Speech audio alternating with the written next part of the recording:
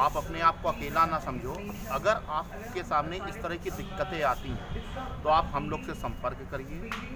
हम लोग रोज़ हर संडे को लक्ष्मण पार्क में रोज संडे को शाम को 4 से 6 बैठते हैं हम लोग के डी सिंह बाबू स्टेडियम के पास में, जिसमें हम लोग मुफ्त सलाह देते, किसी से कोई पैसा नहीं लेते। हम सब लोग इससे इफ़ेक्टेड रहे हैं और हम लोग ने पिछले 13 साल से लोगों की इसी मेट्रो में मदद करके बहुत सारे परिवारों को इस तरह के मामलों से निकाला। हम लोग की कोशिश है कि जिस तरह से जिसकी पुण्यतिथि आज बनाई जा रही है पुष्कर सिंह की, जैसे उसने सुसाइड कर लिया वैसा किसी और परिवार के साथ में। तो आप सर लोगों को सलाह देते हैं तो इसका कोई रिजल्ट आपको प्राप्त हो रहा है? हाँ, रिजल्ट प्राप्त हो रहा है। लोगों को इससे काफ़ी मदद मिलती है और हम लोग की दी हुई सलाह पे लोग चल करके अपने केस भी निकाल रहे हैं और उनमें एक हिम्मत की भावना आ रही है। थैंक यू मैडम, आप पूरे परिचय के साथ बोलिएगा, क्या कहना चाहते हैं?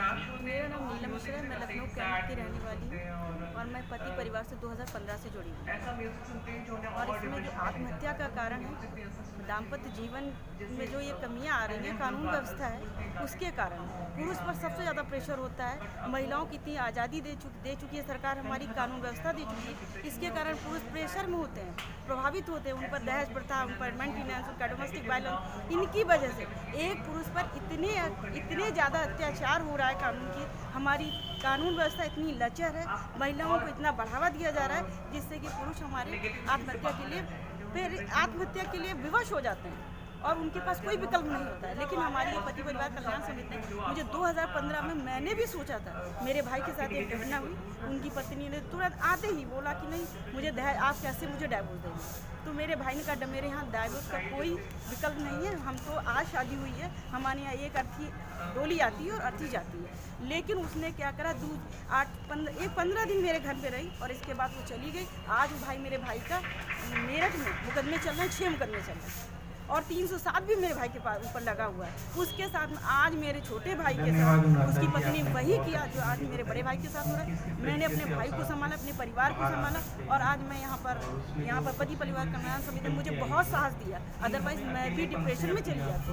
इसी वजह से मैं उन भाइयों को और उन माताओं बहनों को भी कह रही हूँ कि आप इस संस्था पर आइए, जहाँ पर ये संस्था कॉन्टैक्ट नंबर दे रखा है, आपको बोर्ड बनाएगी, साहसिक बनाएगी और इस संस्था से जुड़कर आप आत्महत्या के लिए विवश ना होइए। आप नहीं जाइए कि मैं मैडम, ऐसा तो लगता है कि मतलब कि कुछ जो हैं नाबालिग लोग, बच्चे जो हैं 22 साल की उम्र के, 23 साल की उम्र के जो बच्चे हैं वो भी सुसाइड कर लेते हैं, तो क्या भी उनको भी ऐसे ही कुछ है?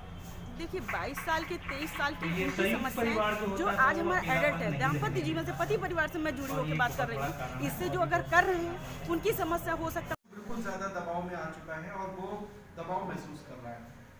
जजेस अगर जजमेंट दे भी देते हैं तो उनको इतना दबाव आ जाता है कि वो कहते हैं, उनको मॉब लिंचिंग कह सकते हैं या उनको सोशल मीडिया पे धो दिया जाता है।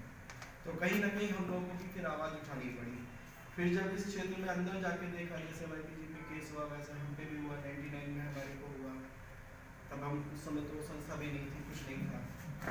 तो ऐसी परिस्थिति में भाई हमारे बच्चे भी ले लिए गए, छीन लिए गए। समझिए 14 साल तक हम बच्चे की शक्ल ना देखे होगा और हर पेशी में पैसा देना हो और क्या स्थिति होती है।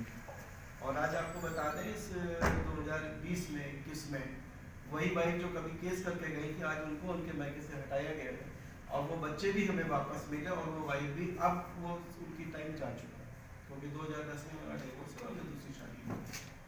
2010 में डिवोर्स हुआ, तब भी हमने कोशिश की कि बच्चे मिल जाए, मिलने को तो हम शादी ना करें, लेकिन तब भी उन्होंने बच्चे को नहीं मिलने दिया और स्थिति रही। तो फिर 2012 में हमने शादी करी, सेकंड मैरिज करी, बेटा भी है। लेकिन आज जब उनको मैके से हटाया गया तो फिर हमको दूसरी पत्नी ने भी सहयोग किया, फिर कहेंगे तो उस परिवार को भी फिर संभाला। आज 2 बच्चे हैं, मैंने फिर वापस हुए। लेकिन जो समय निकल गया, जो मुँह से निकला, जो कुछ हुआ, और बता दूँ 498 मेरा आज भी चल रहा है, 23 साल। ये 498 की हकीकत है। वो पुलिस वाली जो कभी 6 बजे आती थी, रात को 11 बजे छत पे चढ़ करके छापा मारती थी, आज वो 4.5-5 साल से कोर्ट में ही नहीं आ रही है गवाही देने, क्योंकि उस समय छापा मार के पैसे वसूल थे, तो पैसा भी नहीं दिए।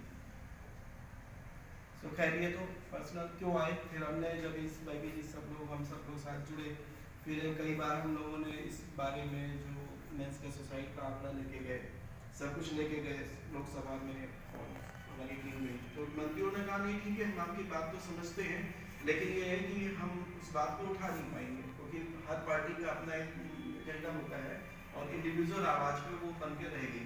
2 बार लोकसभा में सवाल भी उठाए गए इस पर, लेकिन वही हुआ कि जैसे भाजपा है कांग्रेस की, तो पार्टी लाइन्स के ऊपर वो नहीं उठ पाए। तो फिर नंतर ये आया कि हम लोग को खुद ही आगे बढ़ना पड़ेगा और एक पार्टी का फिर गठन किया गया, मेरा अधिकार राष्ट्रीय दल। मेरा अधिकार राष्ट्रीय दल हम लोगों ने जानबूझ के नाम चुना था, ताकि जब उसका शॉर्ट नेम आएगा तो मर्द लिख करके आएगा। उन्होंने उस नाम को खारिज किया। पहले हम लोग पार्टी का नाम रखा था मानव अधिकार रक्षक दल, उन्होंने उसको कुछ ऑब्जेक्शन किया तो हम उन्होंने 3 नाम दिए, तीनों नाम हमने ऐसे दिए जिसमें MARD ही निकलेगा। तो लास्ट में उनको एक आया मेरा अधिकार राष्ट्रीय दल। तो हम लोगों ने लखनऊ से, मैंने 2019 का लोकसभा चुनाव लड़ा इसी बात को लेके। आशुतोष जी हमारे साथ हैं, इन्होंने वाराणसी में मोदी जी की कॉन्स्टिट्यूंसी में लोकसभा चुनाव लड़ा हमारी पार्टी से। और अभी बांगरमऊ में कुलदीप सेंगर जी को जब रेप के चार्जेस लगे तो सारी दुनिया जब एक तरफ कह रही थी कुलदीप सेंगर रेपिस्ट है, उन्नाव में हमने काफ़ी काम किया है। और कुलदीप सेंगर के ऊपर कोई आदमी ये मानने को तैयार नहीं था कि बंदा रेपिस्ट है, बदमाश है, सब कुछ है, लेकिन ये बात उन्नाव में मानने को तैयार। तब लोगों को समझ में नहीं आता ये हो क्या रहा है। तब हम जानबूझ क्यों ना, हम जो बता रहे हैं ना बेबी जी, हम 103 डिग्री बुखार में क्यों थे, हमने कहा ये सीट लड़ना इसलिए ज़रूरी है क्योंकि यहाँ पे हमें बताना पड़ेगा कि क्यों लोग फंस रहे हैं। निर्भया कांड के बाद से